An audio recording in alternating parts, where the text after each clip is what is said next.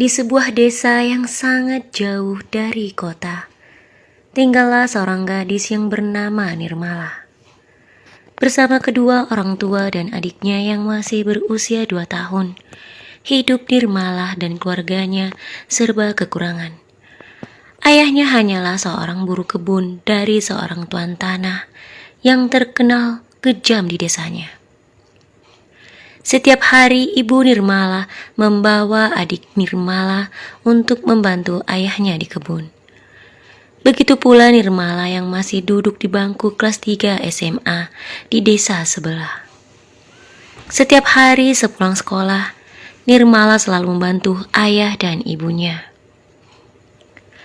Suatu malam ketika Nirmala sedang menikmati makan malam bersama keluarganya, walaupun hanya dengan nasi dan ikan kering, bagi mereka itu sudah lebih dari cukup. Mereka sangat bersyukur karena terkadang mereka hanya makan singkong ataupun jagung. Tiba-tiba terdengar suara orang mengetuk pintu cukup keras. Hal itu tentu membuat mereka terkejut dan ketakutan. Lalu mereka menghentikan makan malam mereka. Berdirilah ayah Nirmala untuk membuka pintu. Sementara Nirmala, ibu dan adiknya saling berpelukan karena ketakutan. Ketika ayah Nirmala membuka pintu, tampaklah 2 orang bertubuh tinggi dan besar di hadapan mereka. Mereka tampak sangat ketakutan. Kedua orang itu adalah anak buah dari Tuan Sultan, penguasa tanah di desa Nirmala.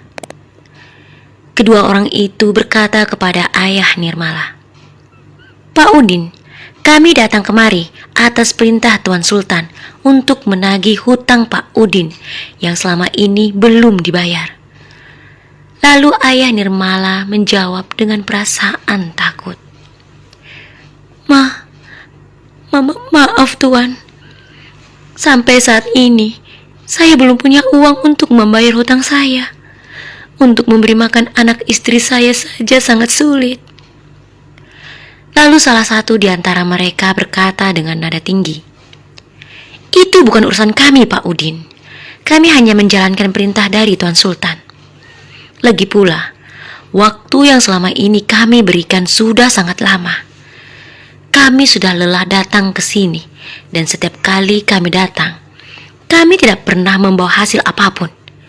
Yang ada hanyalah kami berdua dimarahi oleh Tuan Sultan karena menganggap kami tidak bekerja dengan baik." Ayah Nirmala berkata sambil memohon, "Saya mohon maaf, tapi saya benar-benar tidak punya uang. Tolong beri saya waktu lagi. Saya pasti akan membayarnya." Lalu salah satu di antara mereka kembali berkata, "Selama ini kami sudah memberi Pak Udin waktu yang sangat lama. Tapi Pak Udin belum juga membayar hutang Bapak. Bagaimana lagi kami harus menyampaikan kabar ini kepada Tuan Sultan?" Nirmala dan ibunya menangis memohon, "Maafkan kami Tuan-tuan. Kami benar-benar tidak punya uang saat ini untuk membayar hutang kami." Kedua orang itu semakin marah dan berkata, "Kami sudah bosan mendengar alasan kalian, dan kami pun pasti dimarahi oleh tuan kami karena kalian." Nirmala dan keluarganya menangis, termasuk ayahnya. Salah satu di antara kedua orang itu berkata, "Tapi baiklah, kami akan menyampaikan hal ini kepada Tuan Sultan." Nirmala dan keluarganya sedikit lega dan berkata, "Terima kasih tuan-tuan." Lalu kedua orang itu pun pergi. Sejak saat itu Nirmala dan keluarganya semakin tidak tenang. Mereka terus memikirkan bagaimana jika Tuan Sultan datang dan mereka belum mempunyai uang untuk membayar hutang mereka.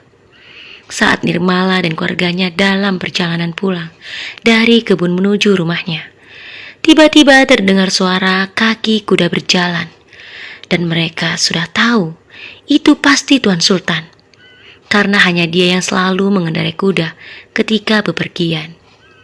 Dan ketika mereka melihat ke arah suara kaki kuda itu, tampaklah Tuan Sultan dengan wajah yang menakutkan, dengan brewok dan kumis tebal di wajahnya, melihat ke arah Nirmala dan keluarganya. Dengan pakaian yang selalu serba warna hitam, membuat Tuan Sultan semakin terlihat menakutkan. Dengan perasaan yang sangat takut, Nirmala dan keluarganya saling berpegangan tangan, melihat Tuan Sultan berjalan ke arah mereka. Lalu tibalah Tuan Sultan di hadapan mereka. Kemudian dia turun dari kudanya sambil berkata, "Apa kabar Tuan Udin?" Ayah Nirmala menjawab, Baik Tuan." Tuan Sultan kembali berkata, "Wah, bagus kalau begitu. Kebetulan aku lewat sini dan melihat kalian, jadi aku berpikir untuk mampir sekedar berbincang-bincang. Kenapa kalian terlihat sangat ketakutan?"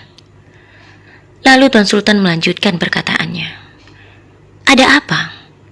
Apakah aku terlihat marah?" Ayah Nirmala berkata sambil menunduk, Tidak Tuan." Lalu Tuan Sultan kembali bertanya, "Lalu mengapa kalian terlihat ketakutan melihatku?" Ayah Nirmala lalu berkata, "Maaf Tuan, kami belum punya uang untuk membayar hutang kami." Lalu Tuan Sultan berkata, "Oh, begitu. Jadi karena hal itu kalian ketakutan seperti ini?"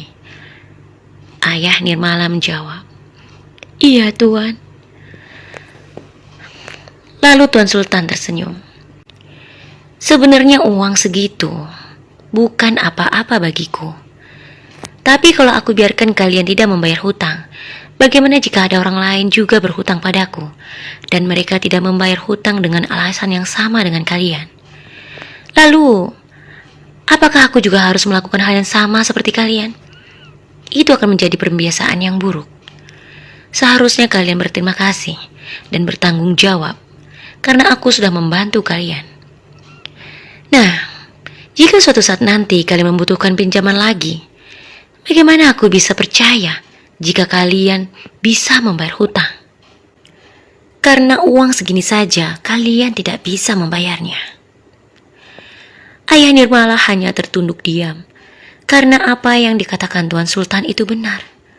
Tapi mau bagaimana lagi? Saat ini mereka tidak mempunyai uang untuk membayar hutang mereka. Lalu Tuan Sultan bertanya sambil memandang Nirmala, "Oh ya, Pak Udin, aku tidak tahu kalau anak gadismu sudah besar. Siapa namanya?" Ayah Nirmala menjawab, "Namanya Nirmala Tuan." Tuan Sultan juga menanyakan usia dan sekolah Nirmala. Sebelum pulang, Tuan Sultan berkata, "Oh ya Pak Udin, anak gadismu itu sangat cantik. Tolong jaga dia baik-baik." Ayah Nirmala menunduk, "Tentu Tuan." Lalu dia pamit pulang dengan mengendarai kudanya. Ayah Nirmala sedikit lega karena Tuan Sultan tidak menyakiti mereka. Malam harinya ketika Nirmala sedang belajar, ibunya sedang menidurkan adiknya, dan ayahnya sedang duduk seperti sedang memikirkan sesuatu. Lalu terdengar suara pintu diketuk. Lalu ayah Nirmala mendekati pintu dan berkata, "Siapa?"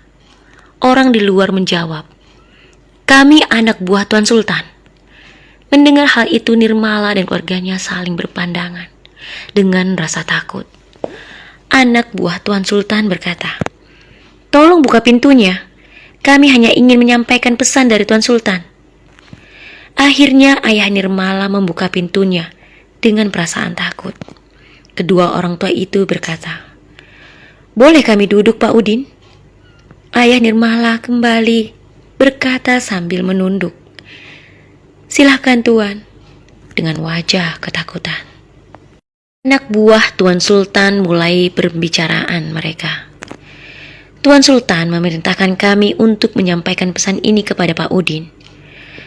Tuan Sultan bersedia membebaskan kalian dari hutang kalian dengan satu syarat.